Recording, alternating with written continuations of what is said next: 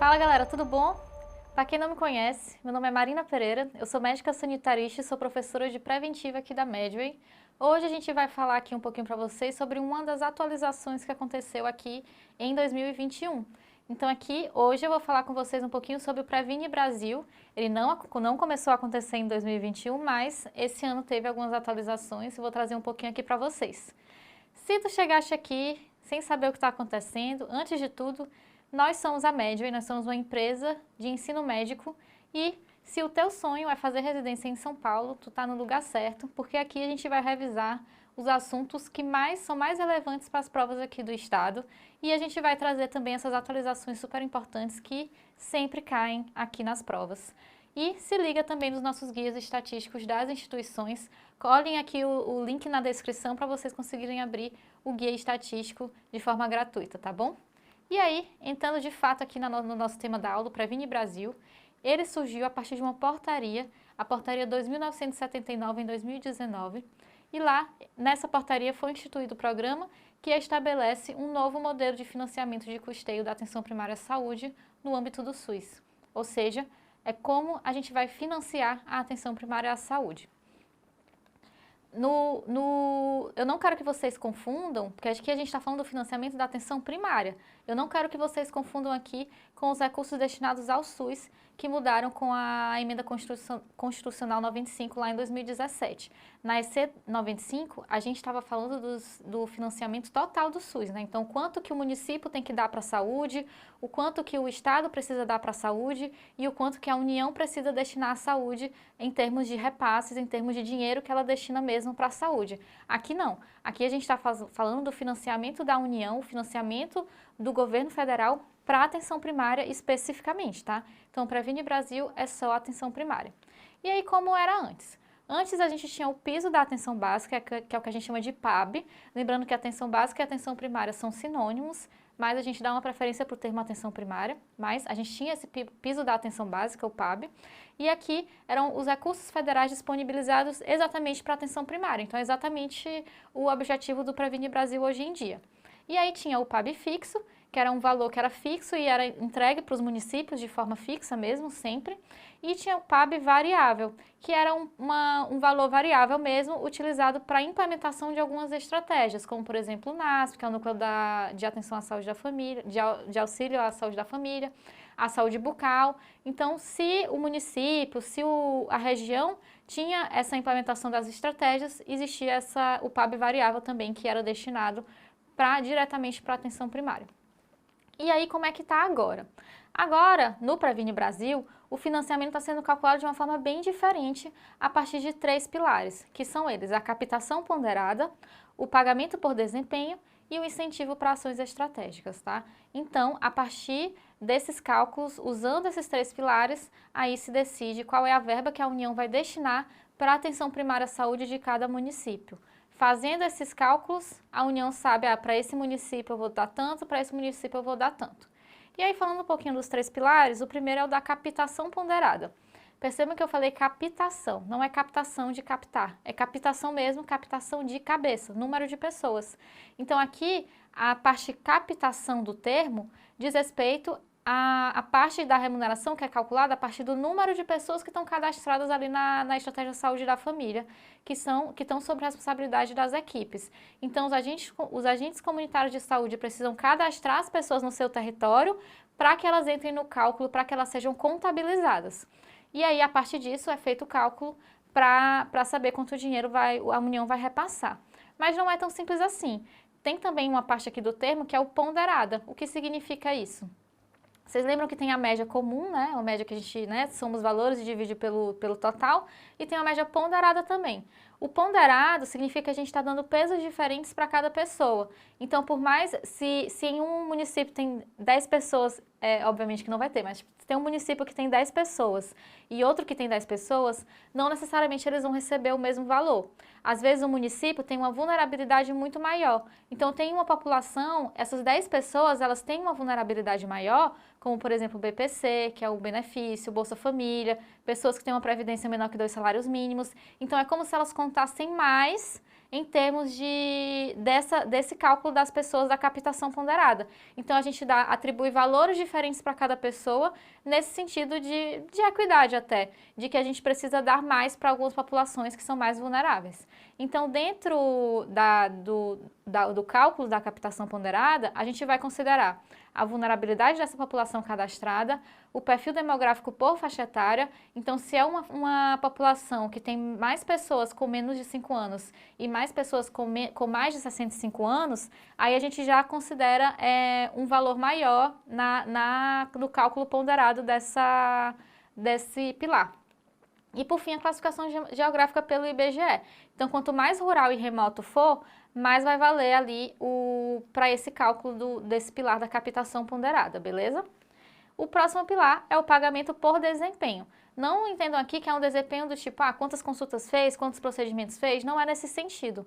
Aqui é o desempenho do município com relação a um conjunto de indicadores que precisam ser monitorados. São indicadores sempre relacionados à atenção primária, muito relacionados por exemplo, saúde da mulher, a coisas bem relacionadas mesmo à atenção primária.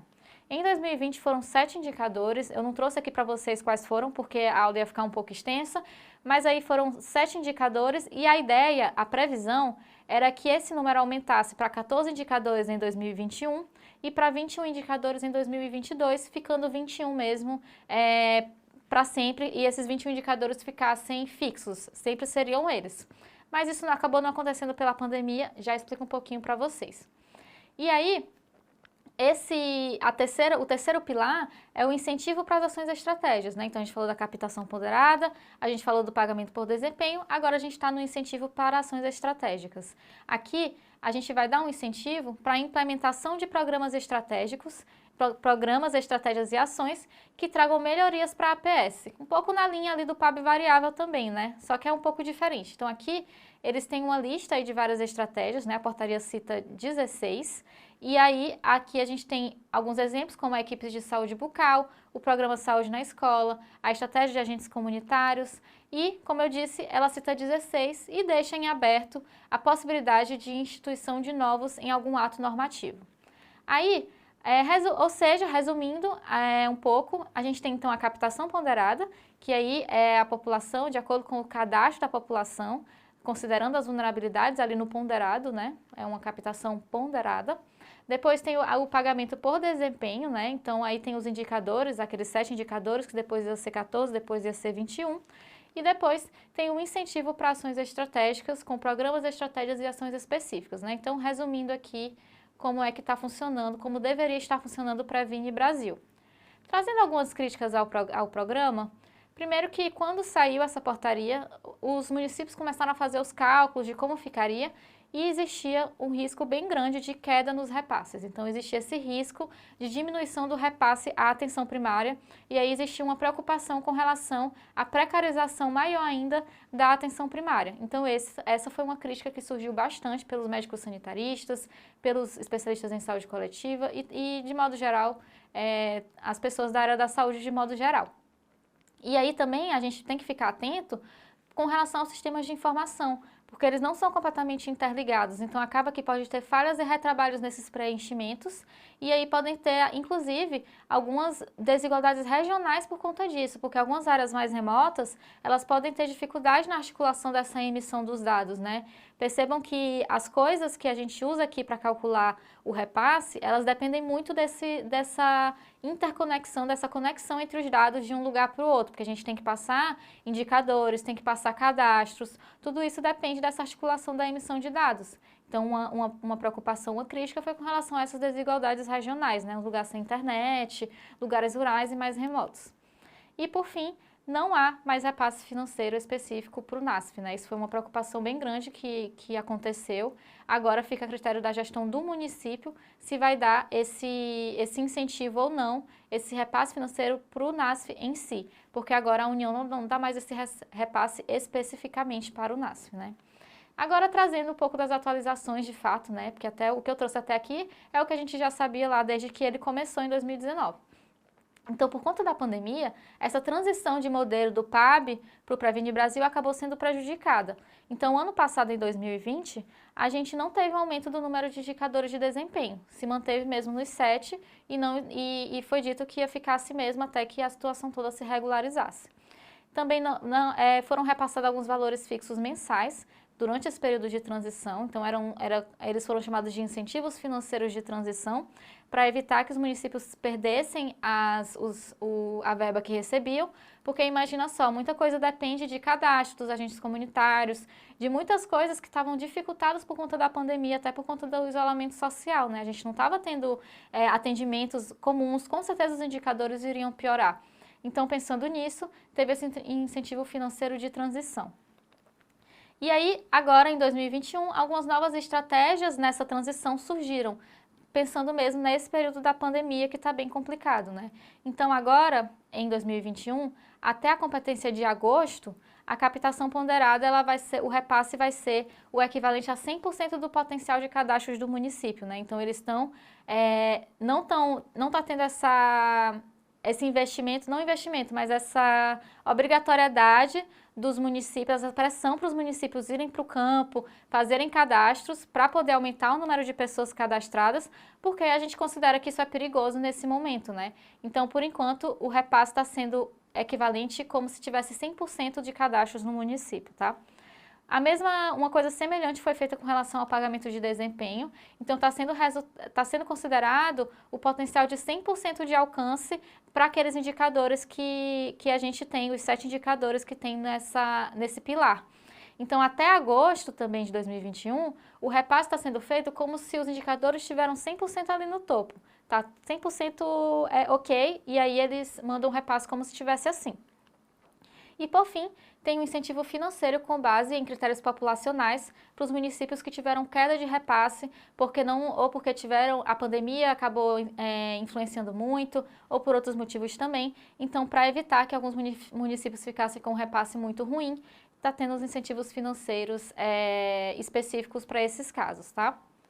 Galera, foi isso com relação à Previne Brasil. Então preste atenção, porque essa é apenas uma das atualizações fundamentais para vocês levarem para a prova de vocês. A gente vai discutir todas essas atualizações, cada uma dentro de cada grande área, lá no nosso Intensivo São Paulo, que é o nosso curso do intensivo específico para São Paulo.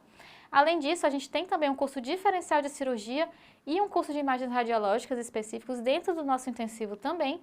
E a gente está com as vagas abertas, então vem junto da gente no Intensivo São Paulo da Medway para vocês irem para cima e conseguirem a vaga de vocês. Até mais, galera. Prazer estar aqui com vocês.